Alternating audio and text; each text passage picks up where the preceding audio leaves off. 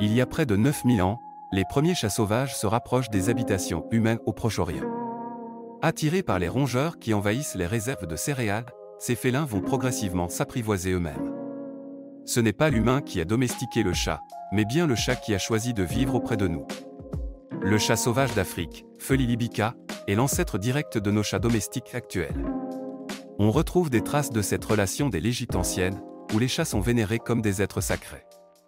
Ils symbolisent la grâce, la protection, et sont associés à la déesse Bastet. Avec les échanges commerciaux, les chats embarquent sur les navires marchands, répandant leur présence en Europe, en Asie et plus tard en Amérique. Leur capacité à contrôler les populations de rats les rend indispensables dans les campagnes comme dans les grandes villes. Le chat domestique, Felicatus, est un petit carnivore agile, taillé pour la chasse. Son corps est souple, ses pattes sont silencieuses, et ses griffes rétractiles lui permettent de se déplacer discrètement. Ses moustaches, appelées vibrisses, sont de véritables capteurs sensoriels, capables de détecter les moindres mouvements de l'air.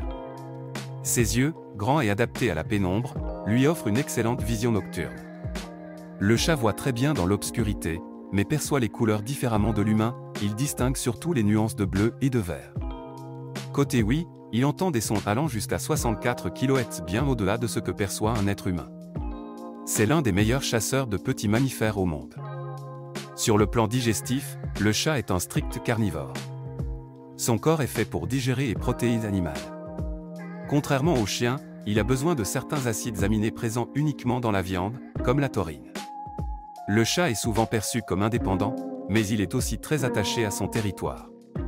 Il peut vivre seul ou en petits groupes, notamment lorsqu'il partage un espace avec d'autres félins. Il passe en moyenne 12 à 16 heures par jour à dormir. Ce comportement est hérité de ses ancêtres chasseurs, le repos permet de conserver l'énergie pour les moments de chasse. Le langage du chat est complexe. Il utilise des miaulements, des postures corporelles, des ronronnements et même des mouvements de queue pour communiquer. Le ronronnement n'exprime pas seulement le bien-être, il peut aussi apparaître en cas de stress ou de douleur. Chaque chat a sa propre personnalité. Certains sont très sociaux, d'autres plus discrets. Leur comportement dépend de la génétique, de l'environnement et des expériences vécues, notamment durant les premières semaines de vie. De l'Égypte ancienne jusqu'à aujourd'hui, le chat a toujours occupé une place particulière dans la vie des humains. Tantôt vénéré, tantôt persécuté comme au Moyen Âge en Europe, il n'a jamais cessé d'intriguer. Aujourd'hui, le chat est l'un des animaux de compagnie les plus répandus au monde. Sa présence apaise, rassure et crée un lien émotionnel fort. De nombreuses études montrent que vivre avec un chat peut réduire le stress et l'anxiété. En littérature, en peinture, au cinéma, le chat inspire. Il est tour à tour mystérieux, sage, joueur ou malicieux. Il a cette capacité unique de s'adapter à la vie humaine tout en gardant son âme sauvage. Saviez-vous qu'un chat peut faire des bonds de 5 fois sa hauteur? Qu'il peut entendre un rongeur se déplacer sous terre? Certains chats ont même sauvé la vie de leur maître en détectant des crises cardiaques ou en signalant des incendies. Il existe aujourd'hui plus de 70 races reconnues de chats domestiques, du Sphinx au Maine Coon, du British Shorthair au Siamois. Mais qu'il soit de race ou non, chaque chat reste unique.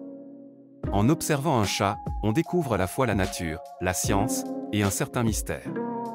Il continue de fasciner, d'inspirer et surtout, d'occuper une place toute spéciale dans nos cœurs.